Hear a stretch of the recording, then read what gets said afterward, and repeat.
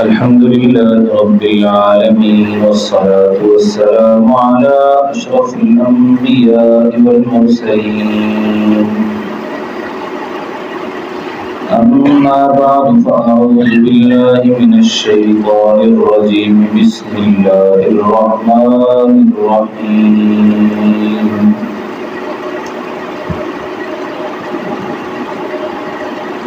يا أيها الذين آمنوا قوا أنفسكم وأهليكم نارا. صدق الله العظيم. اللهم صل على سيدنا ومولانا محمد وبارك وسلم.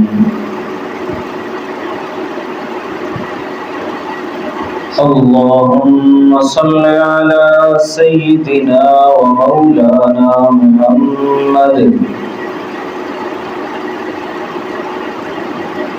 وعلى آل سيدنا ومولانا محمد صلاة دائمة مقبولة تؤدي بها عنا حقه العظيم. اللهم صل على محمد في أول كلامنا. اللهم صل على محمد في أوسط كلامنا. اللهم صل على محمد في آخر كلامنا.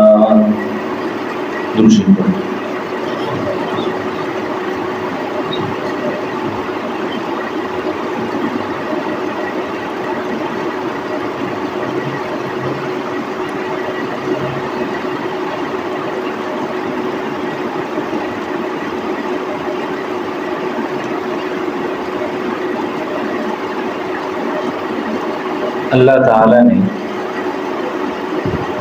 انسان کی نجات کا دار و مدار انفرادی اعمال پر رکھا. انسان کی ذات کتنی پاک ہے اور انسان کی ذات میں کتنی اچھائیاں ہیں، اللہ تعالیٰ نے نجات کا دار و مدار اس پر رکھا ہے. اگر میری اور آپ کی تبلیغ اور دعوت سے پوری دنیا جنت میں چلی جائے، میں اور آپ اللہ نہ کرے اگر جہنم میں چلے جائیں، تو ہماری یہ تبلیغ اور ہماری یہ دعوت، ہمارا یہ نیک کام ہمیں کچھ فائدہ نہیں دے گا. اللہ تعالیٰ نے انسان کو مخاطب کرتے ہوئے سب سے پہلے اسے اپنی ذات کی طرف توجہ دلانے کی کوشش کی کہ انسان جب تک اپنی ذات کو بنانے کے لیے کوشش نہیں کرتا، اس کی وہ کوشش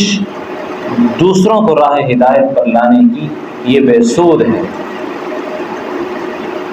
اور اس کا کوئی فائدہ نہیں. کیونکہ جب تک انسان کی اپنی ذات میں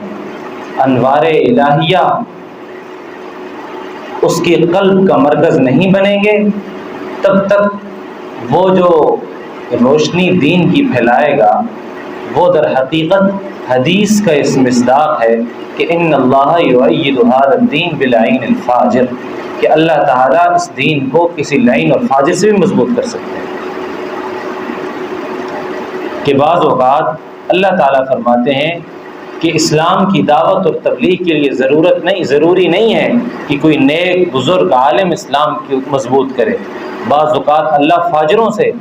فاسقوں سے اسلام کے لیے کام لے لیتے ہیں. اسلامی تاریخ میں کئی ایسے لوگ نظر آتے ہیں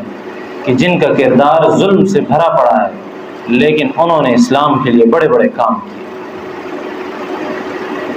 انسان کی نجات کا دار و مدار اس کے اپنی ذاتی انفرادی اعمال پر ہے کہ اس کی اپنی ذاتی زندگی کتنی پاک اور کتنی صاف ہے۔ اللہ تعالیٰ نے انسان کو مخاطب کرتے ہوئے قرآن کریم میں فرمایا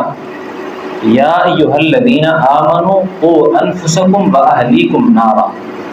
پہلے اپنی ذات کو جہنم سے بچاؤ، واہلیکم پھر اپنے گھر والوں کو، اپنے اہل و عیال کو۔ انسان پر ذمہ داری اولاً صرف اور صرف دو لوگوں کی، ایک اپنی ذات کی ذمہ داری ہے سب سے پہلے، جس کے بارے میں سوال ہوگا کہ تم نے اپنے ذات کے لیے کیا کیا، اور دوسری ذمہ داری اس کے اہل و عیال اور اس کے گھر والوں کی ہے، ان کے بارے میں سوال ہوگا کہ تم نے ان کی دینی تربیت میں کیا کردار ادا کیا۔ اولاد کی اور گھر والوں کی دینی تربیت کا دار و مدار میں کہتا ہوں انسان کی اپنی ذات پر ہے۔ اگر انسان اپنی ذات کو اللہ کے تابع کر دے، اپنی ذات کو اللہ کے تابع کر دے اور اس کو سنوار دے، تو جو اہلیکم ہیں، جو اہل و عیال ہیں، اللہ تعالیٰ اس کی اولاد کو خود بخود سنوار دیتا ہے۔ کبھی کبھار ایسے ہو سکتا ہے کہ اللہ تعالیٰ اس پر آزمائش کے لیے اس کی اولاد ادھر ادھر ہو جائے یا نصیب میں نہ ہو، وہ الگ بات ہے، لیکن عموم کی بات کر رہا ہوں، عام طور کی بات کر رہا ہوں کہ اللہ تعالیٰ کا جو خاص ہو جاتا ہے اور اللہ تعالیٰ کے لیے کوشش کرتا ہے، اللہ اس کی اولاد کو ضائع نہیں کرتا۔ انسان جب تک اپنی ذات کو، اپنے قلب کو پاک نہیں کرتا، تب تک اس کا قلب انوارات الہیہ کا مرکز نہیں بنتا۔ نیک اعمال کبھی کرنا، کبھی نہ کرنا، کبھی گناہ ہو جانا، کبھی نماز پڑھنا، کبھی نہ پڑھنا، یہ ایک حقیقی اسلام کا معیار نہیں ہے۔ یہ حقیقی اسلام اسے نہیں کہا جا سکتا کہ دین پر صبح عمل اور رات کو عمل نہ ہو، رات کو عمل صبح کو عمل نہ ہو، جب دل کیا نماز پڑھ لی، جب دل کیا نماز چھوڑ دی، جب دل کیا کوئی نیک کام کر لیا، جب دل نہ کیا کوئی نیک کام چھوڑ دیا۔ یہ خواہشات کا اتباع ہے، یہ اسلام پر عمل نہیں ہے۔ اسلام پر عمل اس صورت میں ہے کہ جب صبح کو اللہ کا ڈر تو رات کو بھی اللہ کا ڈر، اگر رات کو اللہ کا ڈر تو صبح کو بھی اللہ کا ڈر۔ انسان کی زندگی سراپا اللہ تعالیٰ کے حکموں کے تابع ہونی چاہیے۔ انسان کی نجات کا دار و مدار انسان کے انفرادی اور ذاتی اعمال پر ہے۔ جب اس کی رات اللہ کے تابع نہیں ہے تو اس کی صبح بھی اللہ کے تابع نہیں ہوگی۔ اگر اس پر کبھی کسی نیکی کا غلبہ آتا ہے یا کسی کوئی ایسی چیز کا، نماز پڑھنے کا غلبہ آ گیا یا کوئی نیک کام کرنے کا غلبہ آ گیا، تو وہ نیک کام کا غلبہ تصرف کی وجہ سے ہے۔ وہ تصرف کسی اللہ والی کی صحبت ہے جو ہمیں معلوم نہیں ہے۔ آپ چلتے چلتے کسی نیک آدمی سے ہاتھ ملا لیے، کسی نیک آدمی سے ہاتھ ملا لیے، کسی کا اچھا تذکرہ کر لیا، کسی اللہ والی کی محبت دل میں پیدا کر لی، اس کا اثر کیا ہوتا ہے کہ آپ کو معلوم نہیں ہوتا، مجھے معلوم نہیں ہوتا، اس کی وجہ سے نیکی کا غلبہ دل میں پیدا ہوتا ہے۔ یہ اس کو کہتے ہیں تصرف۔ تصرف عادات بد کو زائل نہیں کرتا، مکمل ختم نہیں کرتا، وقتی طور پر زائل کرتا ہے۔ تو یہ نیکی کا تصرف ہوتا ہے جو نیکی کا غلبہ پیدا کرتا ہے اور عادات بد کو ختم نہیں کرتا۔ عادات بد ختم ہوتی ہیں انسان جب اپنے قلب پر مکمل توجہ دیتا ہے اور مکمل اصلاح کی کوشش کرتا ہے، تب انسان کے قلب میں جو عادات بد ہیں یہ دور ہونا شروع ہوتی ہیں۔ وقتی جذبات اور وقتی نیکی کے اثرات اور نیکیوں کا آنا اور ماحول کا بننا، وہ ماحول کی وجہ سے، یا کوئی شخص ہو اسے مسجد میں بٹھا دیا جائے 2 دن 3 دن 4 دن، وہ مسجد میں خام خواہ نماز پڑھے گا۔ اعتکاف کے دن دیکھ لیں، اعتکاف کے دن کون بھلا مسجد میں نماز چھوڑتا ہے؟ ہر ایک نماز پڑھتا ہے، اس سے نماز نہیں جاتی۔ کیوں؟ کہ وہ ایک نیکی کے ماحول میں ڈھلا ہوتا ہے اور اسے اپنے قلب کی گندگی کا احساس نہیں ہوتا جو دبی ہوئی ہوتی ہے۔ یہ ایک تصرف ہوتا ہے جو اس کے اوپر سے بظاہر گندگی کو زائل کرتا ہے۔ یہ اچھی چیز ہے، اسے تصفیہ بھی کہتے ہیں۔ شیخ کے پاس بیٹھنے سے، کسی اللہ والے کے پاس بیٹھنے سے اس کی نیکیوں، اس پر جو رحمتوں کا نزول ہو رہا ہوتا ہے، اس کا جب ہلکا سا چھڑکاؤ اس پر ہوتا ہے تو تو اس سے وہ ہلکی سی جو گندگی ہوتی ہے وہ دور ہو جاتی ہے۔ اب اس کو دوام بخشنے کے لیے، اس کو دائمی ہمیشہ اپنے آپ اس بخشنے کے لیے، ہمیشگی بخشنے کے لیے اس کو اس پر دوام اختیار کرنا پڑتا ہے، استقامت اختیار کرنی پڑتی ہے، ہمیشگی اختیار کرنی پڑتی ہے۔ جب وہ اس پر دائم ہمیشگی اختیار کرتا ہے تو تب اس کے دل سے وہ دور ہوتے ہیں، جو زنگ اور وہ جو عادات بد اس کی ہوتی ہیں وہ دور ہوتی ہیں، بری عادات دور ہوتی ہیں۔ اور بعض چیزیں، بعض گناہ فطرتاً شامل ہوتے ہیں، انسان جتنا بھی اس سے دور ہوتا جائے لیکن جب وہ اس کے سامنے آتا ہے تو اس کے دل میں بادۂ نخواستہ اس گناہ کی لذت اور اس گناہ کو کرنے کا احساس ضرور پیدا ہوتا ہے۔ یہ فطری چیزیں ہیں اور یہ انسان اس میں غیر مکلف ہے، انسان کو اس میں مکلف نہیں بنایا گیا۔ انسان کو مکلف تب بنایا گیا جب وہ اس گناہ کو کرے۔ جب تک انسان گناہ نہیں کرتا تب تک وہ اس سے پاک ہوتا ہے، جب تک وہ پکا ارادہ نہیں کرتا انسان اس سے دور ہوتا ہے، اس کے نامہ اعمال میں وہ گناہ نہیں لکھے جاتے۔ اور یہ بات یاد رکھنی چاہیے کہ گناہوں سے بچنے کا جو حکم ہے کہ گناہ سے بچو، گناہ سے بچو، گناہ سے بچو، اللہ تعالیٰ نے قرآن کریم میں بہت جگہ فرمایا کہ گناہ سے بچو، گناہ سے بچو۔ یہ گناہ سے بچنے کا حکم کیوں ہے؟ گناہ سے بچنے کا ایک حکم تو اس وجہ سے ہے کہ یہ اللہ کی نافرمانی ہے، اور اللہ کی نافرمانی انسان کو جہنم کی طرف لے جائے گی۔ لیکن اسی کی ایک دوسری شق، اسی کی ایک دوسری وجہ جو علماء نے، صوفیاء نے لکھی، وہ یہ ہے کہ گناہ کرنا انسان کے دل میں ایک دھوا لگا دیتا ہے، اور گناہ سے انسان کے دل میں ایک ایسا دھوا لگ جاتا ہے جس کو کرنے کے بعد انسان نیکی سے اس کا اثر تو ختم کر دیتا ہے۔ جیسے کسی سے اللہ نہ کرے کوئی گناہ ہو گیا، اس نے اس گناہ سے توبہ کر لی، اور توبہ کے بعد اس کا وہ گناہ ختم ہو گیا، نامہ اعمال سے مٹ گیا، اللہ تعالیٰ کے ہاں یہ شخص پاک اور صاف ہو گیا سچی توبہ کے بعد، اور اس کے گناہ بالکل دھل گئے۔ اب اس کے بعد وہ نیک اعمال کرتا ہے، اپنی زندگی گزارتا ہے۔ تو گناہ کی میں وجہ بیان کر رہا تھا بچنے کی، کیوں حکم ہے؟ اس وجہ سے ہے کہ نیکیوں کے بعد، توبہ کے بعد بھی اس گناہ کا جو ایک اثر ہے وہ اس سے مرتے دم تک ختم نہیں ہوگا، اس کو وہ گناہ اندر سے تنگ ضرور کرتا ہے،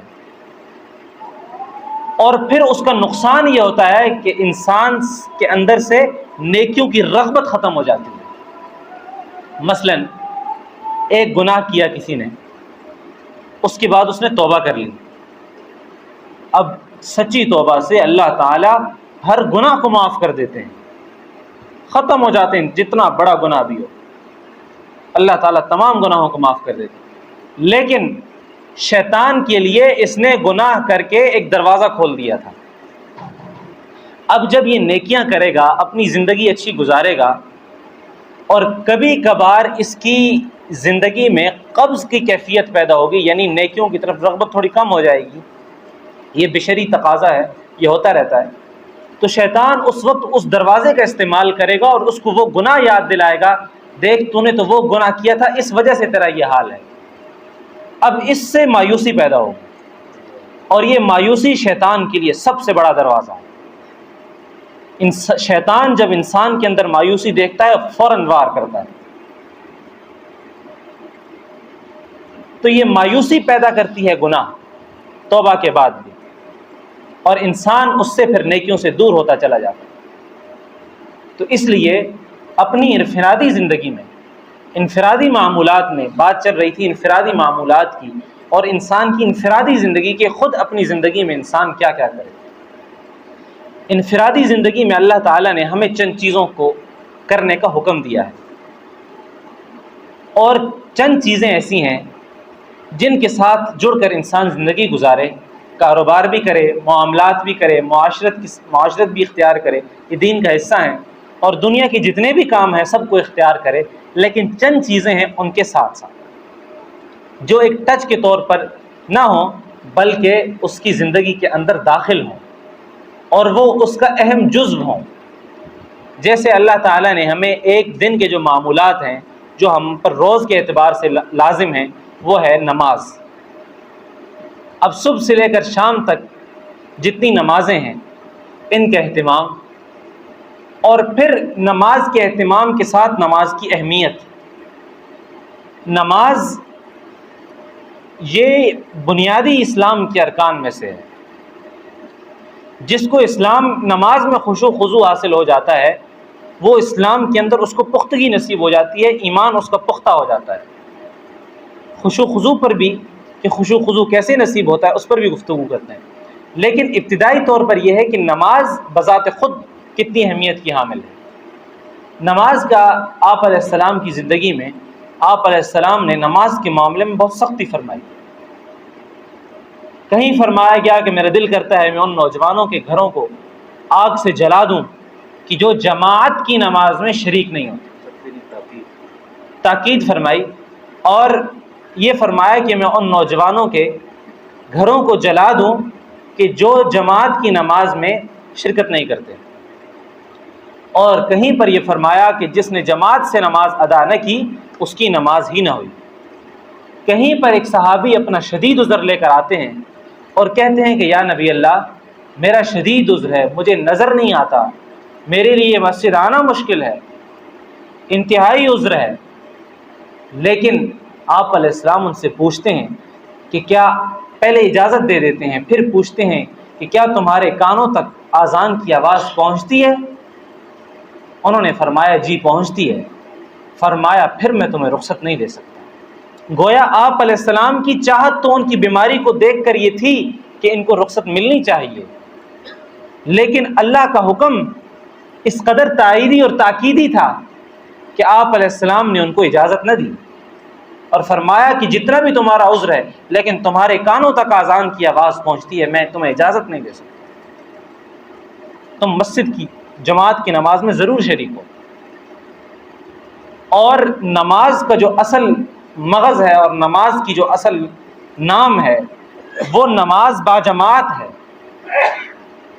اور نماز باجماعت ہی اسلام کا ابتدائی طور پر حسن تھا۔ نماز کا جو حکم تھا وہ ابتداً جو تھا وہ اسلام کی شان و شوکت کے اظہار کے لیے تھا کہ جب مسجد میں لوگ اکٹھے ہوں گے تو اس سے کفار پر یہ اثر پڑے گا کہ یہ صف در صف کھڑے ہو کر اللہ کی عبادت کر رہے ہیں، اسی طرح یہ صف در صف کھڑے ہو کر ہمارا مقابلہ کریں گے۔ تو اسلام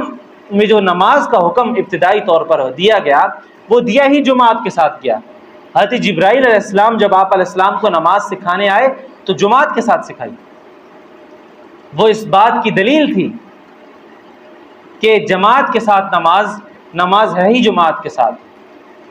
اور جماعت کے بغیر نماز نہیں ہے۔ تو انفرادی زندگی میں سب سے پہلا عمل جو ہمارے کردار کو اور ہماری دینی سطح کو اور ہمارے اندر علو پیدا کرتا ہے، بلندی پیدا کرتا ہے، اور ہمارے لیے رفع درجات یعنی درجات کی بلندی کا سبب بنتا ہے، وہ ہے جماعت کی نماز۔ جب ترک جماعت انسان کے اندر پیدا ہو جاتا ہے، جب ترک جماعت کو انسان اختیار کر لیتا ہے، اس سے اللہ تعالیٰ اس کے اندر سے ذکر کا جو نور ہوتا ہے وہ اس کے اندر منتقل ہونا ختم ہو جاتا ہے، کیونکہ اسلام کے ساتھ جو منسلک ہے نماز وہ جماعت کے ساتھ ہے۔ اب اسی طرح فقہا کے ہمارے 4 ائمہ ہیں، دنیا میں اس وقت جتنے بھی مسلمان ہیں وہ ان 4 اماموں کی اتباع کرتے ہیں، پیروی کرتے ہیں، اور انہی کے مسلک پر چلتے ہیں۔ پاکستان، ہندوستان، بر صغیر افغانستان اور یہ ریاستیں یہ ساری احناف کی پیروی کرتی ہیں، اور عرب ممالک حنابلہ کے، پھر اسی طرح شوافع، مصر، جتنے ممالک ہیں، افریقہ میں امام مالک رحمہ اللہ کی پیروی کی جاتی ہے۔ بہرحال یہ 4 مسالک ہیں جو دنیا میں رائج ہیں اور مسلمان ان کی پیروی کرتے ہیں۔ اب یہ 4 جو فقہا ہیں، امت کا اس بات پر اتفاق ہے کہ انہوں نے جو بات جس معاملے میں کی وہی حق ہے، کیونکہ یہ براہ راست صحابہ کے شاگرد ہیں اور امت نے ان کی تعلیم کو محفوظ کیا ہے، اور امت نے ان کی جو کتابیں ہیں اور امت نے جو ان کے گفتگو اور ان کی مستدلال یعنی استدلال جس بات سے انہوں نے دلیل پکڑی ہے اور جو ان کے مسائل ہیں وہی متفق علیہ اور وہی قرآن و حدیث سے ثابت ہیں۔ اس کے علاوہ کوئی بھی نیا فرقہ اگر بنتا ہے تو ہم اس کو باطل کہتے ہیں کہ بھئی جو بات انہوں نے کی ہے وہ سچ ہے، اس کے علاوہ ہر بات غلط ہے، اور اسی کو تسلیم کیا جاتا ہے۔ اس لیے حنفی شافعی آپس میں بحث نہیں کرتے، اگر کرتے بھی ہیں تو ایک دوسرے کو غلط نہیں کہتے، بلکہ وہ ایک علمی بحث ہوتی ہے، اس سے کسی کے ایمان پر سمجھوتا نہیں ہوتا کہ بھئی تو کم درجے کا مسلمان ہے، میں بڑے درجے کا مسلمان ہوں، بلکہ یہ تمام آپس میں برابر کے لوگ ہوتے ہیں۔ ان چاروں فقہا کے نزدیک جماعت واجب ہے تقریباً، کوئی سنت کہتے ہیں لیکن سنت مؤکدہ، وہ اس وجہ سے کہتے ہیں کہ اگر کسی شخص سے بالفرض چھوٹ جائے تو وہ علیحدہ اگر نماز پڑھ لے تو اس کی نماز ہو جائے، لیکن آپ علیہ السلام کی سے جو احادیث آئی ہیں وہ اس قدر جماعت کے اہتمام پر دلالت کر رہی ہیں کہ جماعت کا ترک کسی مسلمان کے لیے جائز تک نہیں ہے، اور اس لیے اہل عرب عموماً اب بھی جماعت کے بغیر نماز نہیں پڑھتے، اگر ان سے چھوٹ جائے تو کسی بندے کو پکڑ کر اپنے پیچھے کھڑا کر کے جماعت سے نماز پڑھتے ہیں، تنہا نماز نہیں پڑھتے۔ تو اگر بالفرض کبھی نماز رہ بھی جائے تو عموماً انسان یہ کوشش کرے کہ اگر جماعت کا اہتمام گھر میں ادھر ادھر ہو سکے، مسجد میں یہ نہیں کہ انسان دوبارہ آ کے مسجد میں جماعت شروع کر دے، گھر میں یا کسی جگہ پر جماعت کا اہتمام ہو سکتا ہے، اگر مسجد کی جماعت بالفرض رہ جائے تو جماعت کا اہتمام کرے، اگر نہ ہو تو استغفار کر کے اپنی نماز پڑھ لے اور جماعت کی نماز کی کوشش کرے، کیونکہ ایک تو ہم جو بات سن رکھتے ہیں کہ جماعت کی نماز 27 درجے زیادہ افضلیت ہے اور جو تنہائی کی نماز ہے وہ 27 درجے کم ہے۔ اب اس میں درجوں کا اگر انسان تھوڑا سوچے کہ ایک جگہ پر 1 روپیہ ہے، ایک جگہ پر 27 روپے ہیں، ان دونوں کے درمیان تعداد کا انتہائی فرق ہے، بہت زیادہ فرق ہے، کہ آپ اور میں اگر تنہا نماز پڑھتے ہیں تو تنہا نماز پڑھنے پر مجھے اور آپ کو صرف 1 روپیہ مل رہا ہے، اور اگر جماعت کے ساتھ نماز پڑھ رہے ہیں جس میں ہمیں سہولت بھی ہے اس میں ہمیں 27 درجے زیادہ فضیلت کا ثواب مل رہا ہے، اور اس پر اتنی تاکید بھی ہے۔ تو بہرحال انفرادی زندگی میں سب سے پہلا عمل انسان کے لیے نماز ہے، اور نماز کے لیے جماعت کی نماز ہے۔ دوسرا اس کے ساتھ خشوع و خضوع ہے، جو نماز کو مستلزم اور لازم ہے، یعنی اہم جزو ہے۔ اب جو خشوع و خضوع نماز کا اہم جزو ہے، اس میں اور آپ کو اور مجھے اللہ تعالیٰ نے کوشش کا مکلف بنایا ہے کہ ہم کوشش کرتے رہیں، نماز ہم پر لازم ہے، ہمارا دل کرتا نہیں کرتا ہم نے پڑھنی ہے، یہ نہیں ہے کہ دل نہیں کر رہا ہم نے نماز چھوڑ دینی ہے، دل نہیں کر رہا تب پڑھنی ہے، لیکن خشوع و خضوع کا اللہ تعالیٰ نے انسان کو حکم دیا ہے کہ انسان خشوع و خضوع اختیار کرنے کی کوششیں اختیار کرتا رہے۔ اور جو خشوع اور خضوع کسے کہتے ہیں؟ خشوع کہتے ہیں ڈرنا، اور خضوع کہتے ہیں عاجزی، کہ انسان نماز کے اندر اللہ کا ڈر ہو اور نماز کے اندر جو حیت ہو وہ حیت اللہ تعالیٰ کے ہاں اللہ تعالیٰ کے آگے جھکنے والی ہو، اکڑ کر نماز نہ پڑھے، اور نماز میں انسان ایسی حرکات نہ کرے کہ جس سے میزبان کی بے اکرامی ہو۔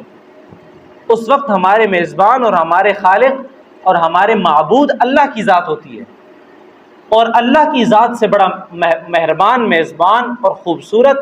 اور نہایت اچھا میزبان کون ہو سکتا ہے کہ اس کے سامنے انسان ایسی حرکات کرے کہ جس سے اس کی ناقدری ہو اور اس کی بے اکرامی ہو۔ تو دوران نماز پڑھتے ہوئے انسان ہر اس چیز کا خیال رکھے کہ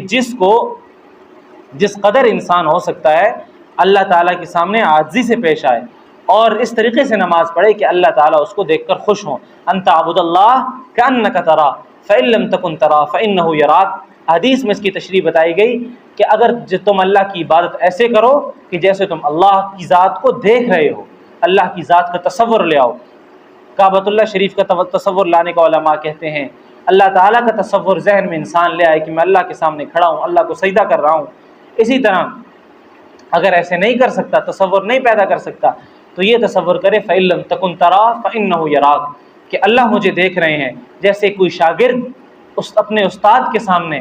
کوشش کرتا ہے کہ میں کوئی ایسا فعل یا ایسی کوئی بات یا ایسی کوئی حرکت نہ کر دوں کہ جس سے میرا استاد مجھ سے ناراض ہو جائے، میرا بڑا مجھ سے ناراض ہو جائے، اس طرح اللہ تعالیٰ کے سامنے بندہ ایسے اپنے اظہار کرے کہ اللہ تعالیٰ اس کو دیکھ کر ناراضگی کا اظہار نہ کرے۔ تو خشوع خضوع کے لیے سب سے اہم آخری چیز جو ہمارے تصوف کے ساتھ بھی منسلک ہے، اور یہی چیز ہے جو ان تمام جتنے بھی انفرادی معمولات ہیں ان میں حسن پیدا کرتی ہے، ان میں نکھار پیدا کرتی ہے، اور یہ روزانہ کے معمول میں سے ہے۔ اللہ تعالیٰ فرماتے ہیں وَاذْكُرِ اسْمَ رَبِّكَ، کہ میرے نام کا ذکر کیجیے، میرے نام کا ذکر کیجیے، مجھے یاد کیجیے، میرا نام کہیے۔ اب اللہ تعالیٰ کا جو نام ہے اللہ تعالیٰ نے قرآن میں اس کو سب سے زیادہ تذکرہ فرمایا اللہ، اور یہی اسم اعظم ہے۔ اس پر اتفاق اکثر علماء کا، اکثر صوفیاء کا، کہ اسم اعظم اللہ ہی کا نام ہے، اللہ اسم اعظم ہے۔ اس میں تاثیر ہے، انسان ایک دفعہ بھی لے تو وہ اپنے قلب کے اندر ہلچل محسوس کرتا ہے، اور وہ اپنے قلب کے اندر تبدیلی محسوس کرتا ہے۔ اور یہ اللہ کا نام، اللہ کی ذات، اللہ کا وجود، یہ انسان کے اندر جب انسان کے نام لینے سے اس کے دل کے اندر انوارات اترتے ہیں تو وہ ایک حیران کن تبدیلیاں پیدا کرتا ہے۔ نیکیوں کے غلبے پیدا ہوتے ہیں، عادات بد دور ہوتی ہیں، بری عادات کے اثرات زائل ہو جاتے ہیں، اور نیکیاں اس میں بسیرا کرتی ہیں۔ اگر میں اور آپ چاہتے ہیں کہ ہمارے اندر خشوع و خضوع پیدا ہو، ذکر کے دوران، نماز کے دوران، کسی دینی تعلیم کے دوران ہمارے اندر استقامت رہے، ہر چیز کے اندر نیکی، صبح کو نیکی کا غلبہ ہو، شام کو نیکی کا نہ ہو، شام کو ہو صبح کو نہ ہو، اس کیفیت کو اگر ہم ختم کرنا چاہتے ہیں تو اس کیفیت کو ختم کرنے کا واحد حل اللہ کی یاد ہے۔ جس کے دل میں یا جس کی زبان پر اللہ کا ذکر جاری رہتا ہے، اللہ تعالیٰ اس کے قلب کو استقامت عطا کر دیتے ہیں، اس کو استقامت دین عطا کر دیتے ہیں، اور دین کے معاملات میں اس کا دل مستقیم ہو جاتا ہے۔ تو دن کے معاملات میں جہاں پر انسان نماز کا اہتمام کرتا ہے، اسی کے ساتھ ساتھ ذکر کا اہتمام بھی ایک لازمی جزو ہے، جس سے اس کے قلب میں ایک روشنائی پیدا ہوتی ہے، اور اس روشنائی کے ذریعے سے اس کے اندر سے بری خصلتیں دور ہوتی ہیں، اور اللہ تعالیٰ اس کے دل کو منور کر دیتے ہیں۔ انسان کی نجات کا دار و مدار اس کی ذاتی اور انفرادی معمولات پر ہے، اور اللہ تعالیٰ سب سے پہلے قیامت والے دن پوچھیں گے کہ بتا تو نے کتنی نمازیں پڑھی، بتا تیرے کیا اعمال تھے، تو نے اپنی ذات کے لیے کیا کیا، تو نے اپنی ذات کے لیے کیا کیا۔ اللہ تعالیٰ یہ نہیں سوال کریں گے کہ تو نے اس کی وجہ سے یہ کیا، اولاد کی وجہ سے حرام مال استعمال کیا، اولاد تو پھر بعد میں کھائے گی، اڑائے گی، چلی جائے گی، لیکن آپ تو نہیں رہیں گے، میں اور آپ اس دنیا میں نہیں رہیں گے، لیکن ان کو دیا ہوا حرام مال آپ کے لیے قبر میں عذاب کا سبب بنتا ہے۔ اسی طرح یہ مختلف چیزیں ہیں، صدقہ جاریہ کو چھوڑ دینا چاہیے، انفرادی معمولات کا خوب اہتمام کرنا چاہیے، خواہ وہ نماز کی صورت میں ہو، زکوٰۃ کی صورت میں ہو، صدقات کی صورت میں ہو۔ حضرت والد محترم ایک خوبصورت بات ارشاد فرمایا کرتے ہیں کہ اپنی زندگی میں ایک ایسا عمل ضرور رکھو کہ جو صرف تمہارے اور اللہ کے درمیان ہو، کہ وہ تمہارے لیے قیامت کے دن نجات کا سبب بنے گا۔ قیامت کے دن تمہارے لیے وہ معمول جو تم زندگی میں کرتے تھے، خواہ وہ 2 نفل ہوں، کسی کو معلوم نہ ہو ان 2 نفلوں کا، خواہ وہ 100 روپے کا صدقہ ہو، کسی کو معلوم نہ ہو، کوئی بھی نیک عمل ہو، 2 نفل ہوں، 100 روپے کا صدقہ ہو، کوئی بھی چھوٹا سا بھی نیک عمل ہو جو استقامت کے ساتھ ہو، ہمیشگی کے ساتھ ہو، دوام کے ساتھ ہو، وہ عمل وہ صرف اور آپ اور اللہ کے درمیان ہو، اللہ اور آپ کے درمیان ہو،